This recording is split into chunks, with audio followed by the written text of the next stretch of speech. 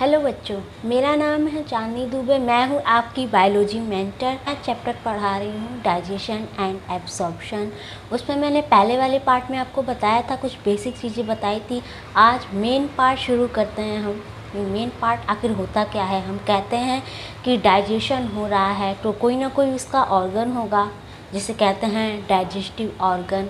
तो हमारे digestive organ है क्या और कैसा होता है, कोई पूछे तो आप क्या बताएंगे? एलिमेंट्री कैनाल कहते हैं उसको। हमारे डाइजेस्टिव ऑर्गन को एलिमेंट्री कैनाल कहते हैं।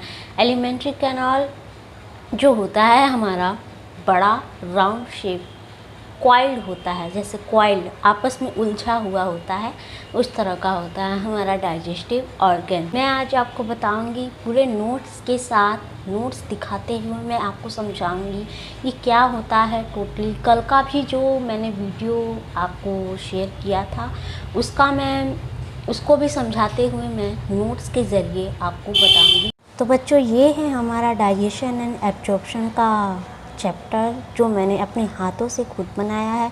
बहुत ही सिंपल फॉर्म में बनाया है। मैं आपको एक एक लाइन पढ़ के समझाऊंगी कि क्या होता है। सबसे पहला लाइन आप देख सकते हैं, the major component of our food are carbohydrate, protein and fats, vitamin and mineral are also required in small quantity. जैसे मैंने कल आपको बताया था कि कार्बोहाइड्रेट और प्रोटीन दो मेन चीज़ होती हैं, बाकी उनमें फैट्स, विटामिन और मिनरल्स थोड़े थोड़े अमाउंट में प्रेजेंट होते हैं। और मैंने कल बताया था कि वाटर जो है एक इम्पॉर्टेंट रोल प्ले करता है मेटाबॉलिक प्रोसेस में। मेटाबॉलिक प्रोसेस मैंने आपको बताया था कि कॉम्प्लेक्स फॉर्म को सिंपल फॉर्म में कन्वर्ट करने की प्रोसेस को मेटाबॉलिक प्रोसेस कहते हैं। ये डिहाइड्रेशन को भी कम करता है हमारे बॉडी में। वाटर जितना चाहे जितना आप पी सकते हैं आप उतना पीजिए। दूसरा लाइन है, the process of conversion of complex food substance to simple absorbable form is called digestion. Digestion का ये डेफिनेशन है कि कॉम्प्लेक्स फॉर्म को सिंपल एब्जॉर्बेबल फॉर्म में कन्वर्ट करने की प्रोसेस को डाइजेशन कहते हैं। ये डाइजेशन जो है मैकेनिकल और बायोकेमिकल प्रोसेस के द्वारा होता है। मैंने कल आपको बताया था मैकेनिकल क्या होता है और बायोकेमिकल क्या होता है। मैंने नोट्स में भी इसको बताया है। ये कॉम्प्लेक्स फूड मैंने बताया है, एक ड्रॉ करके बताया है कि कॉम्प्लेक्स फूड किस तरह सिंपल एब्जॉर्बेबल फॉर्म में कन्वर्ट हो रही है। और बायोकेमिकल प्रोसेस में मैंने बताया था कि एंजाइम्स रिक्वायर होते हैं। और मैकेनिकल प्रोसेस में मैस्टिकेशन और चर्निंग होता है। चर्निंग प्रोसेस स्टमक में होता है। मैस्टिकेशन क्या है? चीज़ को मथना कहते हैं। मैस्टिकेशन मतलब होता है मथना, उनको कूटना। मैस्टिकेशन का ये मतलब होता है। अब डाइजेस्टिव सिस्टम में मेन पार्ट क्या क्या है? एलिमेंट्री कैनाल है और एसेसरी डाइजेस्टिव ग्लैंड होते हैं। एलिमेंट्री कैनाल कैसे होता है? हमारा माउथ टू एनस तक होता है। जैसे हमारा माउथ है, माउथ से लेके एनस तक उनको पूरा मिला के एलिमेंट्री कैनाल कहते हैं। इसका लेंथ देखिए आपने दिया है 6 से 9 सेंटीमीटर होता है। अब नीचे मैंने दिया है foregut, ectodermal, midgut, endodermal, hindgut, ectodermal. ये सब क्या होता है आखिर, इसके बारे में हम जानेंगे डीपली। और एसेसरी ग्लैंड में सैलिवरी ग्लैंड होता है, गैस्ट्रिक ग्लैंड होता है, पैंक्रियाज, लीवर, इंटेस्टाइनल ग्लैंड, इस सब के बारे में मैं आपको डीपली बताऊंगी। देखिए ऊपर वाले लाइन में मैंने क्या लिखा है, gut is the endodermal line cavity. Gut क्या होता है? गट को हम इंटेस्टाइन कहते हैं मेनली। अब जो मैंने पीछे बताया कि एक्टोडर्मल, एंडोडर्मल, ये आखिर होता क्या है? एक्टोडर्मल मतलब बाहरी पार्ट। जो हमारा माउथ होता है वो बाहर की तरफ होता है, हम उसको टच कर सकते हैं, इसलिए हम उसको एक्टोडर्मल कहते हैं। एंडोडर्मल मतलब अंदर का पार्ट जिसको हम टच नहीं कर सकते। क्या आप अपने इंटेस्टाइन को टच कर सकते हैं? नहीं ना, इसीलिए हम इसको एंडोडर्मल पार्ट कहते हैं। और जो आपको नीचे दिख रहा होगा हिंडगट, हिंडगट आपको दिख रहा होगा, ये भी एक्टोडर्मल होता है। जो हमारा एनस होता है, एनस जहाँ से हम अनडाइजेस्टिव फूड जो है बाहर की तरफ निकालते हैं, उसे हिंडगट कहते हैं। ये भी एक्टोडर्मल होता है, इसको हम टच कर सकते हैं। तो ये हुआ हमारा, मैंने एक सिंपल सा स्ट्रक्चर बनाया है जिससे आपको समझ में आए। अब नीचे आते हैं एलिमेंट्री कैनाल के पार्ट में। एक एक पार्ट को हम देखेंगे, उसका क्या फंक्शन होता है इसको हम देखेंगे। पहला है बक्कल कैविटी या ओरल कैविटी। आपने ओरल का मतलब तो समझ ही लिया होगा, ओरल मतलब माउथ होता है, उसी को हम बक्कल कैविटी कहते हैं। Buccal cavity and oral cavity. Buccal cavity, oral cavity क्या होता है? Space inside mouth. माउथ के इनसाइड जो स्पेस होता है उसको हम कहते हैं बक्कल कैविटी या ओरल कैविटी। अब देखिए वेस्टिब्यूल। वेस्टिब्यूल जो होता है space between teeth and cheeks, जहाँ पे कुछ लोग जो तंबाकू का सेवन करते हैं, सुरती गुटखा खाते हैं, जहाँ वो रखते हैं सुरती को, जैसे टीथ और जो ये चिक्स हैं, जो आपका लिप्स है नीचे वाला, उसके स्पेस को वेस्टिब्यूल्स कहते हैं हम।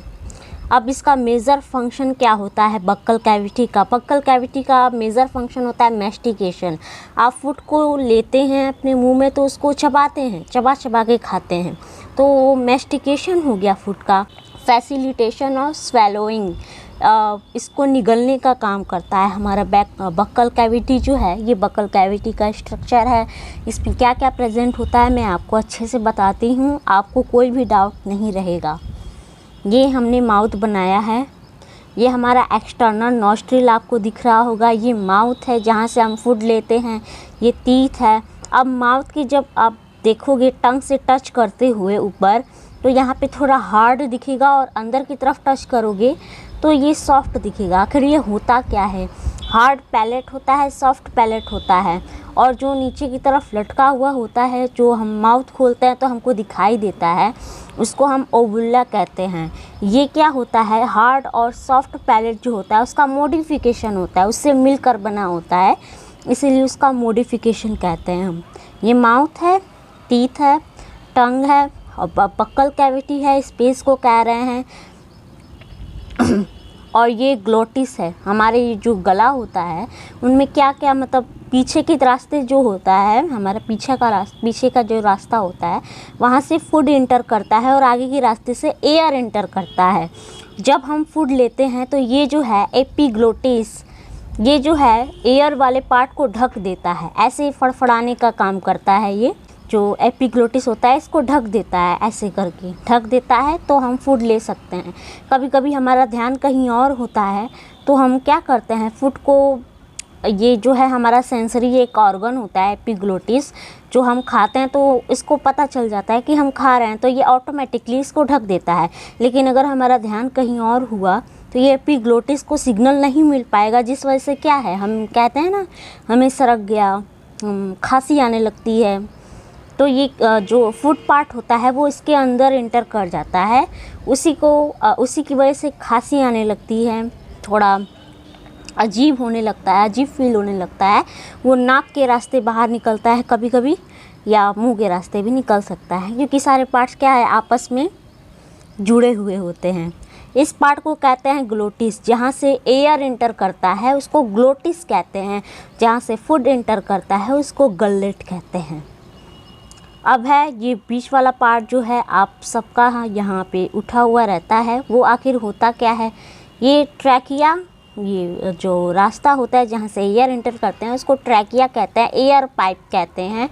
और इसको नीचे वाले पार्ट को इसोफेगस, जहाँ से फूड इंटर करता है उसको इसोफेगस कहते हैं। जो ये ऊपर का ये फुला हुआ पार्ट होता है इसको हम लैरिंग्स कहते हैं, साउंड बॉक्स होता है इसमें प्रेजेंट होता है। अगर ये लैरिंग्स नहीं हुआ तो हमारी आवाज़ नहीं निकलती है। हम सीधी भाषा में गूंगे जो होते हैं उनमें ये लैरिक्स नहीं प्रेजेंट होती है। ऊपर आप सोच रहे होगे ये नेज़ल चैम्बर क्या है, नेज़ोफेरिंग्स क्यों कहा जा रहा है?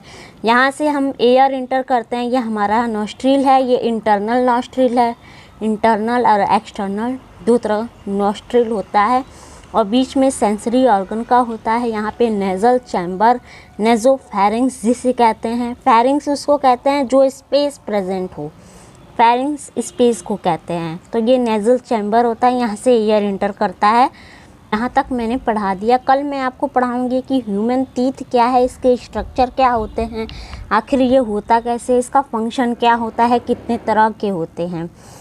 अगर आपको वीडियो पसंद आया हो तो प्लीज़ लाइक, सब्सक्राइब और शेयर ज़रूर कीजिएगा। मुझे आपकी सपोर्ट की ज़रूरत है। Thank you so much. मैं हूँ आपकी बायोलॉजी मेंटर। मेरा नाम चांदनी दुबे है। Thank you so much. Bye bye.